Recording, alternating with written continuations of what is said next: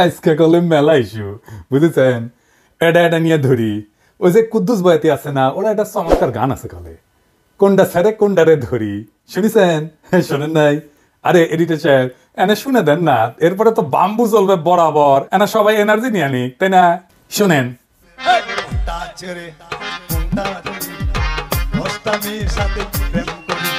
এইটাও ভালো, এইটাও ভালো,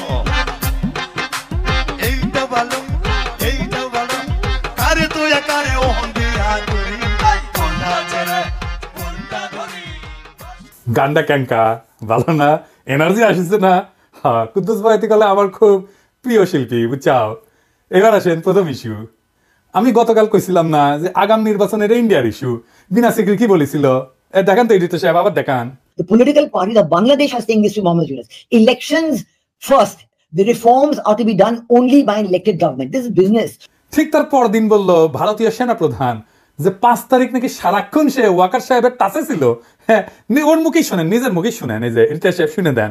I'm in touch with the chief of Bangladesh during the time of when this changeover took place. I was in constant touch with him, and even thereafter, in November 24, we had a video conference also. As far as the military cooperation is concerned, is again going up in the same way. Our officers have moved there for the NDC also. When we talk about the relationship we should talk about when there is an elected government. So as of now, the relationship is with the military is well and perfect.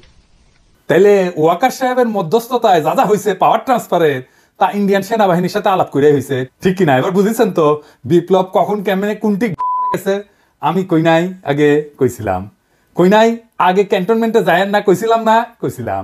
এখন বুঝেছেন তো যে মাখা ভাত খাইছেন আর জনগণরে খাওয়াইছেন, তা মাইকা দিছিল India. আর কি কইছে? নির্বাচিত সরকার আসলে সম্পর্ক স্বাভাবিক হবে। আবার শুনেন।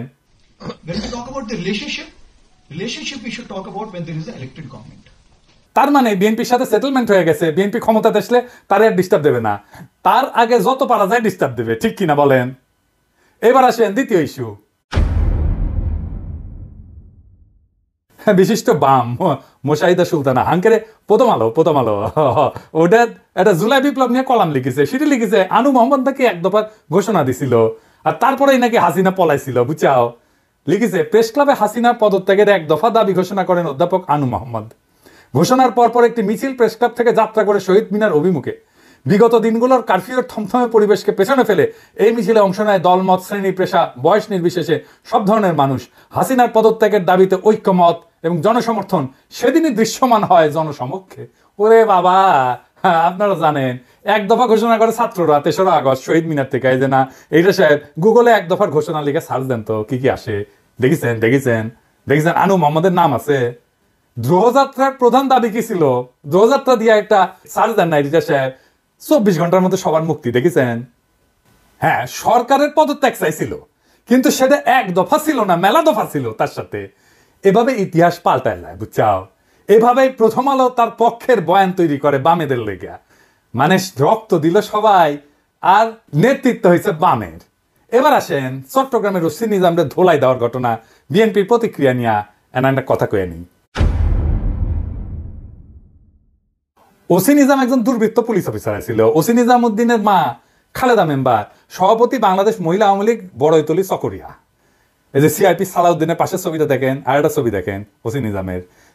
দেখেছেন বন্দুক ধরে আছে কিংকা করিয়া। তখন ও কোতোয়ালি থানার ওসি, ইনভেস্টিগেশন 2014 সালে চট্টগ্রাম বিএনপি পার্টি অফিসের সামনে বিএনপি কর্মীদের বুকে ও বন্দুক ধরেছে নিজের হাতে। দেখেছেন? ওরা কিছুই করা হয়নি, ধরে থানায় দেওয়া হয়েছে। টানাটানির সময় জামা ছিঁড়িছে। থানার দেওয়া হয়েছে কেন? কারণ ওই ওসি নিজাম হৃদয় তারুয়ার মামলার আসামি যে শহীদদের, কিন্তু ধরে দেওয়ার পর দেখা গেল তার নামে পুলিশ মামলা থেকে বাদ দিয়ে দিছে। দেখেছেন? বাদীকে না জানায় মামলা থেকে নাম বাদ দেওয়া যায় না, বাদীকে জানানোই হয় নাই। এই মামলার তদন্তকারী কর্মকর্তাকে আমি জানবার চাই, আমারে নাম দিবেন, ওর তদন্ত আমি আর আন্দাই দিব।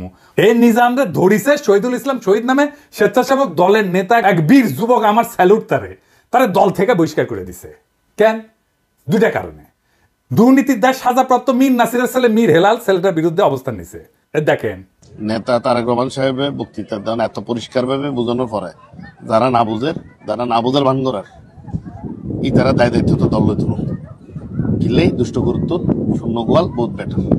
আর পুলিশ অ্যাসোসিয়েশন বিবৃতি দিছে খুনি নিজামের জন্য ওদের মনে নাকি গভীর সমবেদনা তৈরি হয়েছে। হারাম জাদা, হাজারের উপরে ছাত্র জনতারে পাখির মতো গুলি করে মাইরা ফেলাইছো, 25,000 ছাত্র জনতাকে চিরজীবনের জন্য পঙ্গু করে দিছো, ঠোলার আচ্ছা ঠোলা তোর হৃদয় আছে মাদার।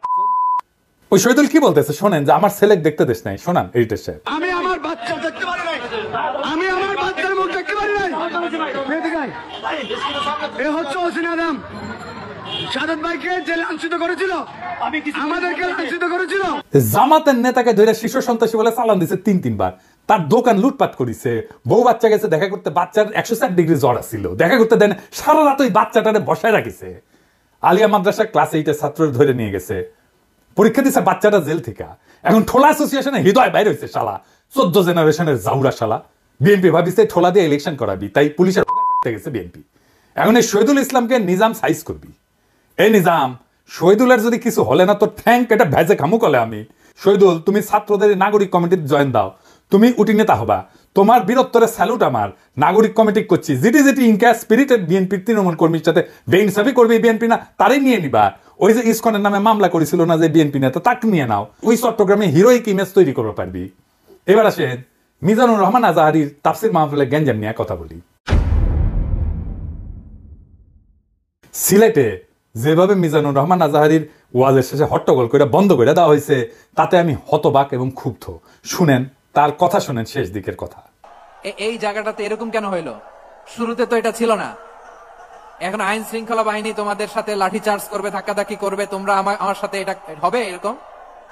তোমরা তো ব্যথা পাবা তো। বসো না, সবাই বসতে পারলে তোমাদের কি, বসো। এটা আমি এখন পরিকল্পিত কিছু হতে পারে এই ধারণাও করতে হবে আমাদের। লক্ষ লক্ষ মানুষ বসে আছে, তোমরা একটু শান্ত হবে না? হ্যাঁ, বসো। আর 2 মিনিট একটু কোঅপারেট করো, 2 মিনিট একটু কোঅপারেট করো। জি পুলিশ ভাইরা, হ্যাঁ আস্তে আস্তে, জি বসে যাবে, হ্যাঁ ঠিক আছে, 2 মিনিট। এই বিভাগে আমার আর আসা হবে না, আমি একবারই তো আসলাম, সো যা বলার তো আমি এখনই বলতে হবে। এমন না যে আমি আবার সুনামগঞ্জে আসবো, হবিগঞ্জে আসবো। খুবই গুরুত্বপূর্ণ কয়েকটা কথা আমি রাখবো তোমাদের সামনে। বসো, শেষ করে দিব, এই তো আর 10 মিনিট সময় আছে আমার হাতে, বসো। মাশাআল্লাহ, এই ঠিক আছে। আমি কলে এখানে এক বিশাল ষড়যন্ত্রের গন্ধ পাইতেছি। ঘটনা ছোট, রাজনৈতিক গুরুত্ব অপরিসীম। আজারি সাহেব নিজেই কইছে যে সামান্য জায়গাটা অল্প কিছু লোকে কাজটা করেছে। শুনেন, পুরো লক্ষ লক্ষ মানুষ, আমি তো দেখতে পাচ্ছি কত লক্ষ লোক হয়েছে, একটা জায়গায় কোনো সমস্যা নাই। এখানে কয়েকশো ছেলে পেলে এই ধাক্কা ধাক্কি, না নিজে শুনতে পারতেছো, না অন্যকে শুনতে দিচ্ছ, না আমাকে বলতে দিচ্ছ। কি করতেছো তোমরা, এগুলো কি করতেছো? আমি আজকে just as a gesture of goodwill, আমি নামটা কইলাম না কে করিছে, কয়া দিব কিন্তু কে করিছে এইটা।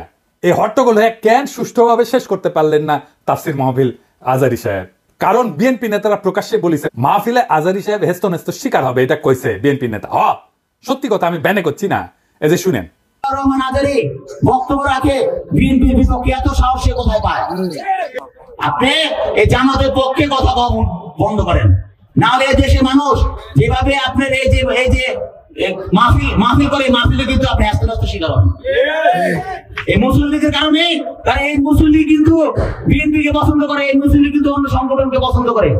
কিন্তু আল্লাহর নামে স্লোগান দিয়ে, ধর্মের কথা বলে, মাথায় টুপি লাগিয়ে, পাঞ্জাবি পরে বিএনপিকে বলবেন না আপনি, তাহলে কিন্তু আস্তে শিকার হবেন। আবার যে কোনো মুহূর্তে কিন্তু আপনি দেশান্তর হতে পারেন। ঠিক তার পরদিন এই ঘটনা ঘটলো। তার আগে তো অনেক নেতা, রিজভী ভাই তার সহকর্মীদের তাতায় রাখছে। এখন আজারির উপর কেন বিএনপি বিলা? দুইটা কারণে। এক, বিএনপির তো জমায়েত করতে টাকা খরচা হয়, এমন কোন বক্তা নাই যার বক্তৃতা শোনার জন্য লাখে লাখে মানুষ যাবে। খালেদা জিয়া বা তারেক রহমান আসলে যাইতে পারে, কিন্তু দেশে আছে এমন কোন নেতার বক্তব্য শুনতে এখন আর যাবে না লাখে লাখে লোক। আর আজারির বক্তব্য শোনার জন্য স্মরণকালে সর্ববৃহৎ সভা হচ্ছে, যেটি যাচ্ছে সেটি হচ্ছে। এটা গা টাটাইতেছে বিএনপির। জনসমাগম মানে ক্ষমতা, বুঝছাও? আমাদের ভিডিওর ভিউ গেলে ক্ষমতা, আমাদের পোস্টের লাইক শেয়ার ক্ষমতা। এই ক্ষমতাকে বিএনপি চ্যালেঞ্জ মনে করিচ্ছে। আর 2 নাম্বার, ইন্ডিয়ার ডরায় জনপ্রিয় ইসলামী বক্তারে। এই জন্যই তারা চড়াও হয়েছিল মৌলানা দেলাওয়ার হোসেন সাইদের উপরে। আজারি সাহেব ইভেন বিগার থ্রেট তাদের জন্য, বড় ভয়, কারণ সংঘবদ্ধ মুসলমানে তাদের ভয়। আজহারি জামাত করে না, তার বয়স কম, তারা যুদ্ধাপরাধী বানাতে পারবে না, চমৎকার কথা বলে, আধুনিক, মননশীল, অপূর্ব সুন্দর গলা আর চেহারা মাশাআল্লাহ, ইংরেজি বলতে পারে ভালো। এইরকম একজন দায়ীকে কোনোভাবে টলারেট করবে ইন্ডিয়া? করবে না। এক বেকুব তার মাথার দাম ধার্য করেছে, শুনি যান, শুনেন।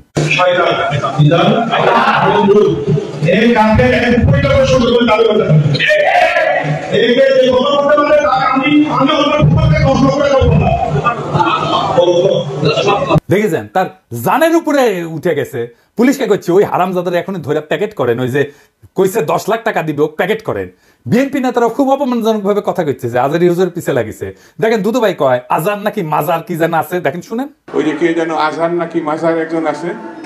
দুদু ভাই আপনারা যে বিএনপির দুদু বলে এটা জানেন? হ্যাঁ, দুদু দুদু বুকের দুদু বুকের দুদু নাম বিকৃত করেন কে? বেদবি কুটি থেকে শিখেছেন। আপনার কর্মী আপনার কথা না শুনে আজারি হুজুরের কথা শুনবি? এটা জানেন না তো? কর্মীর সাথে তো যোগাযোগ নাই, জিজ্ঞেস করে দেখেন। আজারি হুজুরের নাম শুনলে কয়বার সালাম দেয় শুনেন, আর আপনার পিছে যায় কি কয় শুনেন। নিজেরা বেশি হারকুলিস ভাবেন না, বুঝছেন? উঠলে দিন বাগে খেয়েছে। আওয়ামী লীগ আমলে ওয়াজ আইসা আওয়ামী লীগ নেতারা চড়া হইতো না, দেখেছেন না? চড়া হইতো না, এখন বিএনপি নেতারা চড়া হচ্ছে। এই যে দেখেন, এটা আমার শহরে বগুড়ায় মাওলানা বজরুল রশিদ মিয়া, আমি কলে খুব পছন্দ করি, খুব চমৎকার একজন আলেম, কলে খুব সুন্দর ওয়াজ করেন, উনার উপরে চড়া হয়েছে। মিজাজ খারাপ হয়ে গেছে দেখে। আর চড়া হয়েছে কে? আওয়ামী লীগের পান্ডা মোহনের ভাই বিএনপি নেতা বাদশা। দুই ভাই দুই দল করে, এক ভাই আওয়ামী লীগ, এক ভাই বিএনপি। ওর ভাই বগুড়া শহরে কোনো জমি বাকি রাখে না, এই যে মোহন দখল করেছে, দুই ভাই দল করে সিস্টেম কইরা এখন আরেক ভাই রাজত্ব চালাইতেছে বগুড়ায়। এরা আগা 5 তলা দুর্বৃত্ত ফ্যামিলি। শোনেন কি করিছে। কিসের বাসা হয়? আমরা আমার দেশে থাকি না, আপনার দেশে থাকি না। ঠিক আছে, আপনি বলেন কেন যে আল্লাহ আকবার একবারই তো ছাড় দেয় না? আমাদের প্রত্যেকটা এই প্রোগ্রামে দেখো না, এই জায়গাতে আমি কি বুঝতে পারছি চাকরি শোনেন না না, এখানে যে কোরআন শরীফ তেলাওয়াত হলো একবারই দিছে আল্লাহ আকবার হাম্মাম কথা আর দেয়নি, এটা ঠিক না। তার মানে দিছে তো না? তার মানে দেয়নি, দিছে তো। একবার দেখ 10 বার দেখ দিছে। আপনারা কোন আওয়ামী লীগের মধ্যে দিছে? আপনি তো বললেন একবারই দিছে আর দেয় না, এটা তো ঠিক না। আমি একটু আমার প্রধান বক্তার সাথে বিহার করেছিলাম যে উনি বলতে চেয়েছিলেন যে একবারই হাম্মাম সাহেব বলছেন, এটা তারপর কি বলছেন আমি আসলে এই করি যখন বলছে একবার বলেছেন, আমি সেটাকে বিহার করেছি। আমরা ইসলাম কারো ব্যক্তিগত সম্পত্তি নয়, ইসলাম সকল মুসলমানের সম্পত্তি। কেউ যদি মনে করে এটা আমার ইসলাম আমার একাধিক আর বড় না, এটা তো সঠিক না। যারা ক্ষমতার থাকতে যা করেনি, এরা ক্ষমতার যাওয়ার আগেই তার সাথে বেশি করতেছে। তোর কথা ঠিক কি না? রাধাবার সাথে আউট হয়ে গেছে। মাহফিলে যারা যাবেন, কোন রাজনৈতিক নেতা যদি আলেমের সাথে বেদবি করে না, একেবারে পায়দা ফেলাবেন, পারমিশন দিলাম, আমার নামে যেন কেস দেয়, আমি কয়ে দিছি। আর হুজুরেরা আপনাদের বলি বেদবি নিয়েন না। আপনারা কোন আক্কেলে এই সমস্ত রাজনৈতিক দুর্বৃত্তদের ওয়াজের মঞ্চে আপনাদের পাশে বসতে দেন? ওদের সে যোগ্যতা আছে আপনার পাশে বসার? পাবলিকে তো আপনার ওয়াজ শুনবার এসেছেন নাকি? ওই গুলো ক্ষমা দেখবার আসছে, তা তো আসে নাই।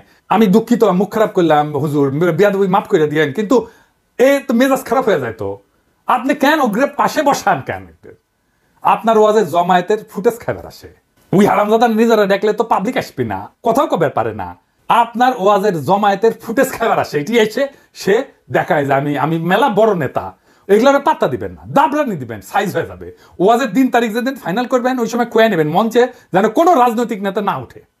এই হারামজাদাগুলো সেকুলার সাজে, কয় যে ধর্মকে রাজনৈতিক উদ্দেশ্যে ব্যবহার করা যায়। তুই উঠিস কেন ওয়াজের ইয়েতে? তুই রাজনীতি করিস তো, তুই ধর্মকে ব্যবহার করিস কেন? তাইলে তুই উঠিস কেন ওয়াজের স্টেজে, মঞ্চে?